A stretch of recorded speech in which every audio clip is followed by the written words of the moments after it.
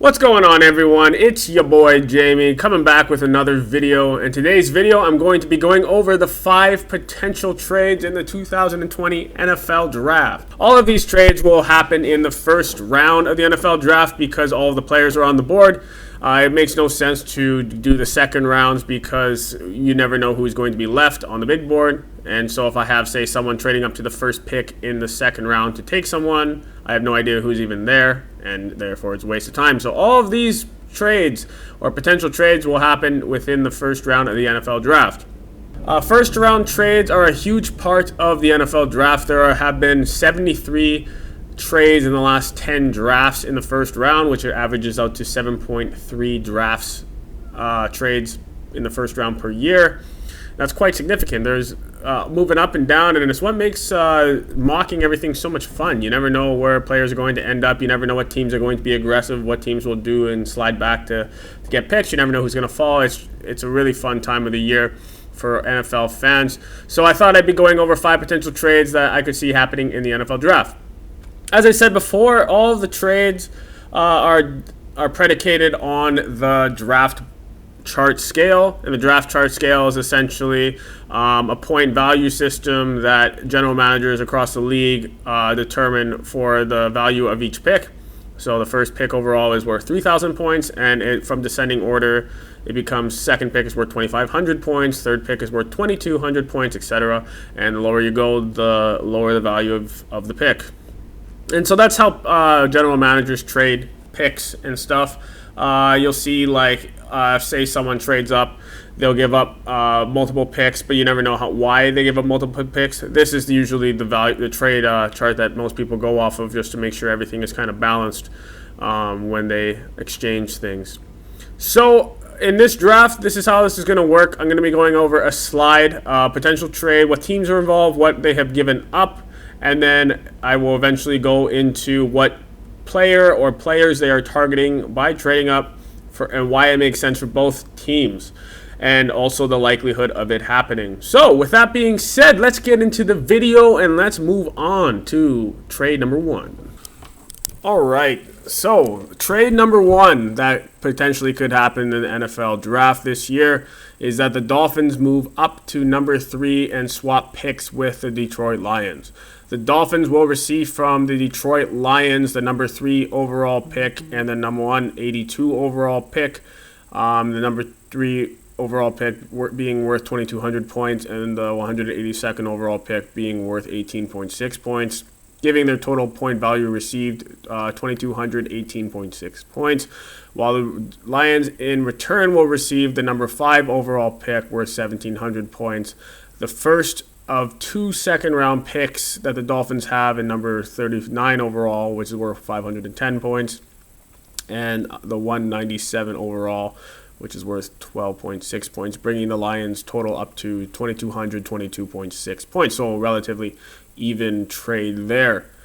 It's very possible that when it comes down to shove, if this trade does happen, Miami might need to give up a first-round pick, which would probably be number 26 overall. But in this case, I feel like giving up a pretty high second-round pick will do the job, just because they're only moving up 2 places.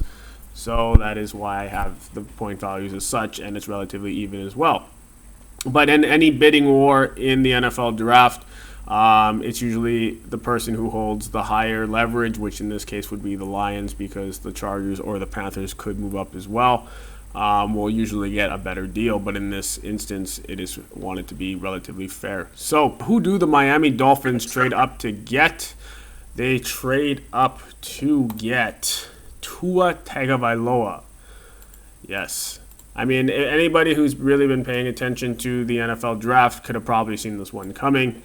But basically, Tua has been linked with the Dolphins pretty much the entire process of the draft, dating back to all the way last year when tank for Tua was a thing, and the Dolphins unloaded all of their stars to other teams, collecting first-round picks in the process, yet somehow still winning 5 games with maybe the worst offensive line in history of the league, and maybe one of the least talented teams overall as well, which is very impressive and gives major props to Brian Flores down there in South Beach.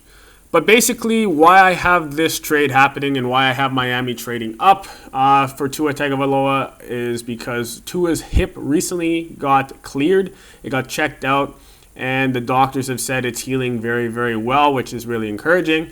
And if Tua Tagovailoa did not get hurt this year, he very well could have been the number 1 overall pick to the Bengals. However, the injury concerns have pushed him down a bit, but I think his after the positive CT scan, his future is looking brighter and brighter. And, you know, when he is able to go to the NFL Combine and if he gets cleared there, then I think this trade will most likely happen. So essentially, the Miami Dolphins give up a couple draft picks in order to secure their quarterback of the future. They're in a massive rebuild, probably the biggest rebuild team in the NFL at the moment, and securing a quarterback like Tua to lead the turnaround is exactly what you need. He doesn't even have to play right away, as they have Fitzpatrick there as well, or Josh Rosen, whoever they want. I'm pretty sure they're going to unload Rosen, but essentially it makes sense for the franchise. All of their first-round picks are safe, so the Dolphins have 5 first-round picks in the next 2 drafts, 3 being this year, 2 being next year, and they ended up saving all of them. As I just mentioned previously, though, if it becomes a bidding war, the Dolphins will probably have to surrender one of those picks, which will probably be fine, as they will they will keep their second-round pick instead of, which will still give them 4 picks in the first round in the next 2 drafts, which is a lot. And I think this is going to happen. The Lions, on the other hand, benefit from this trade. Benefit from trading down for a lot of reasons. We'll start with the first reason being is that they only have 7 picks in this draft, and they have no 7th round pick. They have 2 6ths, which they will be giving one of them over to the Dolphins. But in return, they will have 8 picks in this draft, including 2 second rounders. The reason this works is because the Lions are also in a rebuild, and based on their draft position and their needs, they can meet a lot of their needs with like elite level blue chip prospects if they trade back. So the Lions have probably been the most pegged team to trade back anyways. So for instance, 3 prospects that come to mind are Jeff Okudah, Isaiah Simmons, and Derek Brown, which could help out the Dolphins immensely. The Lions immensely. And so if you trade back down to 5 and Joe Burrow and Chase Young go 1 and 2 like all the analysts have projected, and then the Dolphins trade up to get Tua Tagovailoa at number 3, then the Giants are your only really worry. And if you have 3 players that you really like, then you're going to have your pick of 2 of the 3. But also the Giants have been pegged to go after a tackle, or they could trade down as well. But basically, the Giants are looking after a tackle, so they might not even take one of your prospects, which give the Lions another trade back scenario if they trade back to, say, 7 if Carolina wants to jump up or something like that, which is kind of precursing into the next trade. But essentially, it makes sense for both parties, and the likelihood of this trade, I have it at an 8.5. I think this is going to be the most likely trade to happen. I think Tua hip checking out really makes a big difference in this process, and I think Miami is really looking to have a difference maker in South Beach. And as I said, the Lions need help all over the board, so trading back a couple of spots, securing another nice top 40 pick will be really good for their franchise, so I think this will happen. So with that being said, let us move on to actually something that I've heard about this is that the Dolphins are already in talks with Lions about acquiring the number 3 overall pick. I think this is a mistake, or maybe it's a smokescreen. But essentially, the reason I think it's a mistake is because the Redskins still have a possibility to trade back. This is not one of those trades in the video talking about the Redskins trading back, because I don't think it will happen, but it is a possibility it will happen, and I'll explain why. So the Redskins are penciled in to take the best player in the draft, which is Chase Young. But the edge rusher and pass rush is really not a big need for the Skins. They have 2 good edge rushers in Montez Sweat and Ryan Kerrigan. Ryan Kerrigan being like a double-digit sack artist for most of his career, and Montez Sweat they traded up for last year, which is why they don't have a second-round pick this year. And then they have Matt Ioannidis, who is an extremely underrated interior defensive lineman. and they have Jonathan Allen, who they drafted in the first round the other year, and also Deron Payne. So they have a very stacked front. So obviously, if you add Chase Young, you make it as like a luxury pick. But they let go of Josh Norman, they cut him, and Quinton Dunbar recently asked for a trade or to be released from the Skins. And so you're very bare in the secondary. And I think if the Redskins decide to trade down and collect picks, maybe to Miami, maybe to Carolina, maybe to the Chargers if somebody wants Tua, then they would be able to stack players and stack potential picks and maybe trade down for a Jeff Okudah, which would help them way more immediately than Chase Young would. So obviously I think Chase Young is the best prospect in the draft, better than Okudah. However, I see that could be a scenario. So my whole point being is that if the Miami Dolphins decide to trade out for 3, that could come and bite them in the butt. If they give up some picks, so they do it too early, so they might want to just hold off on doing that and wait till a draft day or a couple days before draft day, or they can just trade up to number 2 and secure it outright. So have their pick of Joe Burrow or Tua Tagovailoa, whoever Cincinnati decides not to take. Anyways, that was a long way around, and that was kind of like a little extra tidbit. So with that being said, I want to continue on to the second trade in this video. Trade number 2 is the Panthers move up to number 4 and secure the number 4 overall pick from the New York Giants, and they also received the 183rd overall pick from the Giants in exchange for their 7th overall this year, their 3rd round pick number 69 overall, and their 4th round pick number 110 overall. So the total point values, as you can see on the screen, but the Giants will receive 1,819 points, and the Panthers will receive 1,818.2 points, so a very even trade there. So the question is, who do the Panthers move up to grab in this situation?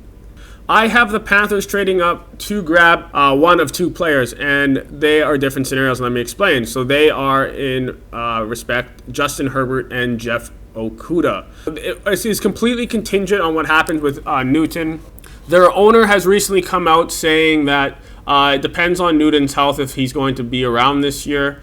Obviously, Newton is a very good quarterback, winning the MVP one of his years in 2015 when he took his team to the Super Bowl. But he has not produced at a very high level since then. He's not an efficient runner like he used to be, obviously. And he's never really been a strong pocket passer, so maybe they want to move in a different direction with Christian, so they can maximize Christian McCaffrey while he's under a rookie contract, all that kind of stuff. So it's all contingent on Newton, because if they do offload Newton to, say, the Bears or Indianapolis or the Chargers or something like that, they will receive some compensation for him, probably what they will give up in order to move up for Herbert, because I expect Tua to be gone at this point. So I think that is completely contingent on what happens with Cam Newton. This makes sense for the Giants because the Giants need higher quality picks. They're still in a rebuild. They invested a high draft pick in Daniel Jones last year, but they need to get higher quality picks. They have 10 picks in this draft, but 4 of them are in the 7th round, and I mean those are essentially worth nothing, as it's less likely to hit on a 7th rounder than it is to hit on an undrafted free agent, which is very interesting. So the Giants, as I said, are in line for a tackle, and so by trading down to number 7, they can still land an elite tackle such as Andrew Thomas, Jedrick Wills, Mekhi Becton if that's who they want, or they could even sit back and wait to grab a guy like Derek Brown or Isaiah Simmons. So, I mean, trading down makes a lot of sense for the Giants because they have a lot of needs that can be fulfilled by trading down as well. As I said, kind of like the situation with the Detroit Lions is that they're a lot higher depending on their needs. And for the Panthers to move up, as I said, they have a lot of uncertainty at quarterback. Herbert was the Senior Bowl MVP, and his tools, his physical tool set is amazing. And I think his stock is rising because they're pushing a lot of quarterbacks up, especially with Tua's hip being healthy. And I think there's quite a significant drop-off to Jordan Love, in my opinion. Jordan Love obviously has a lot of skills too, but I think he needs 2 years at least sitting in order to kind of understand the speed of the game, because at Utah State it's not really as good a competition as the higher, more prestigious schools in college football.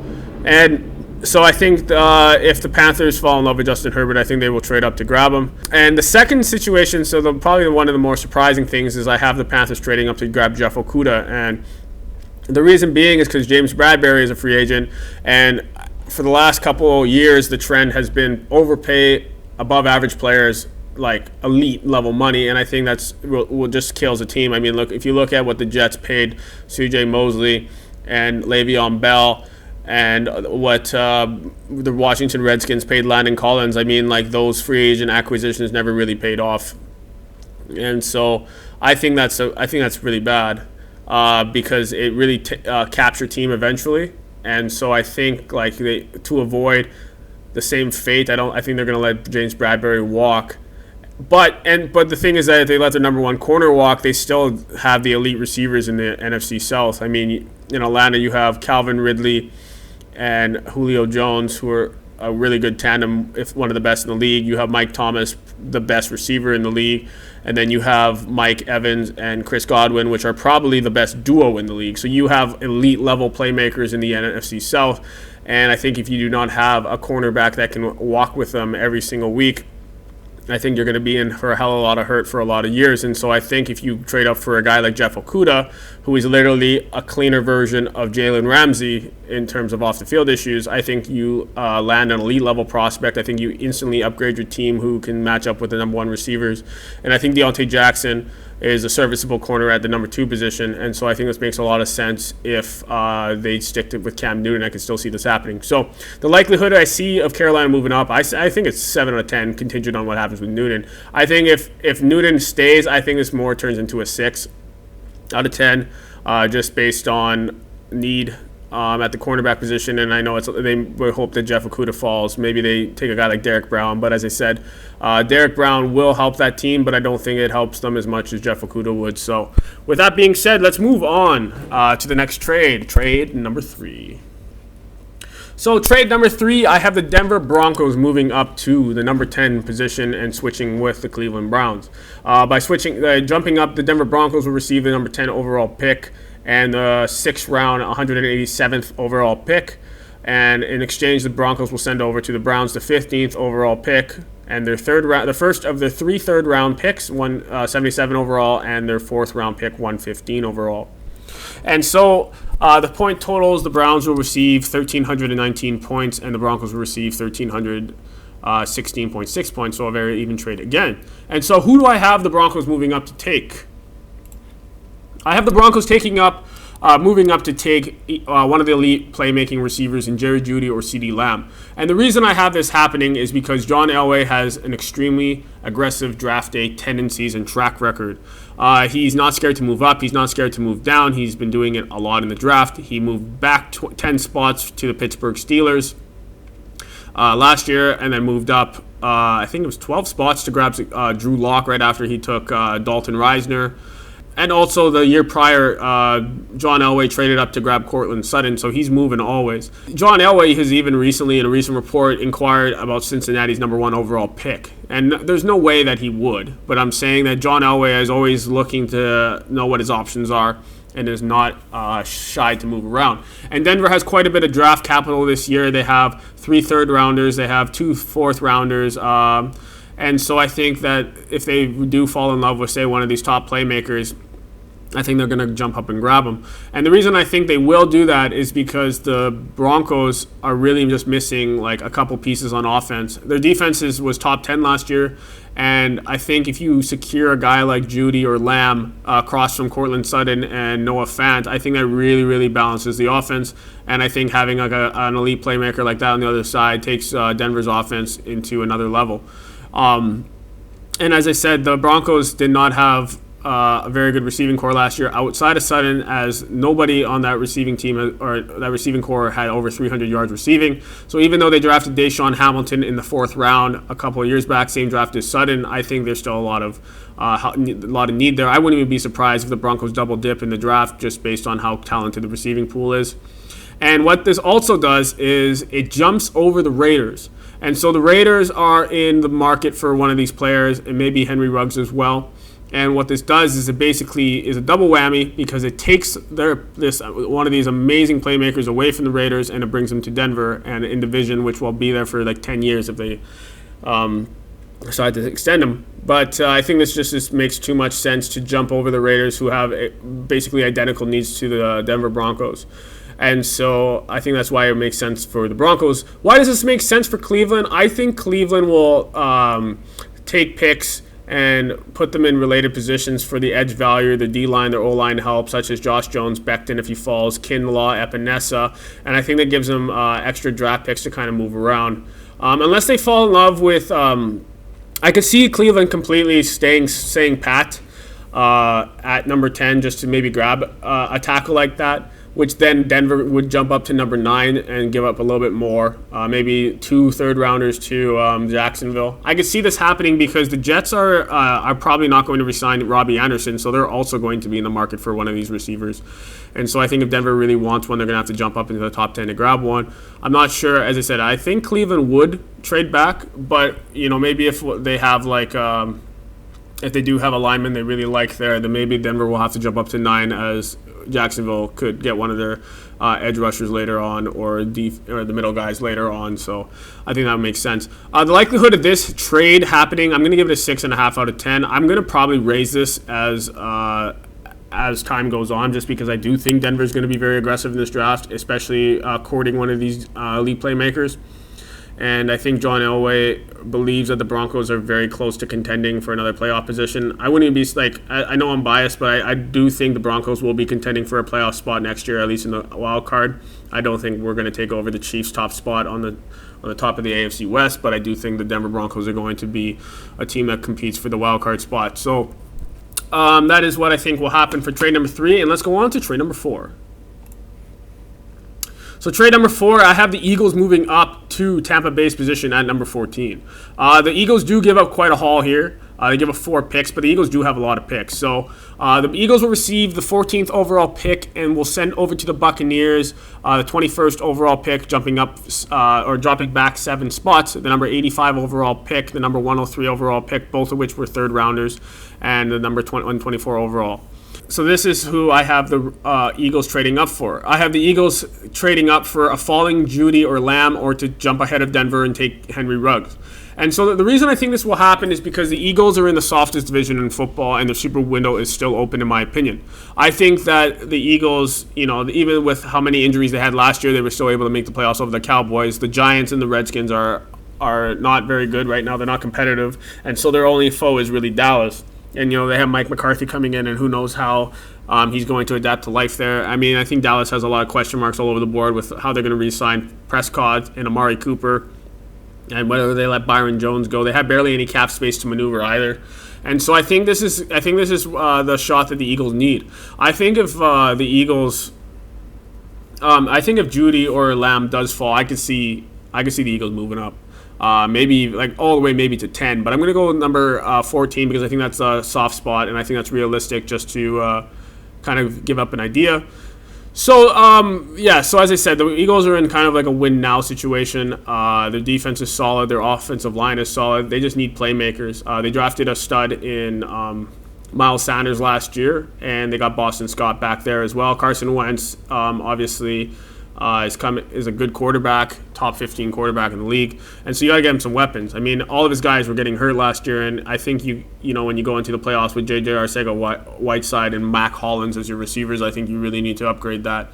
Deshaun Jackson come back next year. Alshon Jeffrey probably coming back next year. Nelson Aguilar is going to hit the free agency. They're not going to bring him back, so you need to grab another guy. And I think if you jump up to grab a Judy or a falling Lamb, I think that makes a big difference. But also, I think you need to consider that Ruggs would take the top off the defense and give them a speed element that would really make a difference on that offense.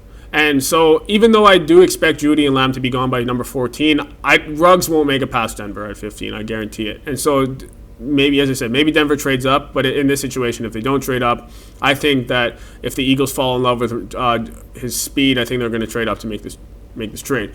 I mean, Eagles fans may say they want to take T. Higgins, or they want to take a guy like Laviska Shenault and just stay and keep all their draft picks and stuff. But I think if you do fall in love with a guy like Ruggs, who may break the NFL Combine 40 record this year, I think you need to go for it. I think Philadelphia is only 2 years removed from winning a Super Bowl, and I think that they need to go for it. I think your window's open. I think you need to you only need a couple of players on that line, on that whole team. And so I think you need to go all in or whatever. But maybe if they see that T. Higgins or Laviska Shenault could be a similar guy to Henry Ruggs and nothing, then maybe we'll stay put. But also I think if they do fall in love with one of these players, they're going to jump up and grab them.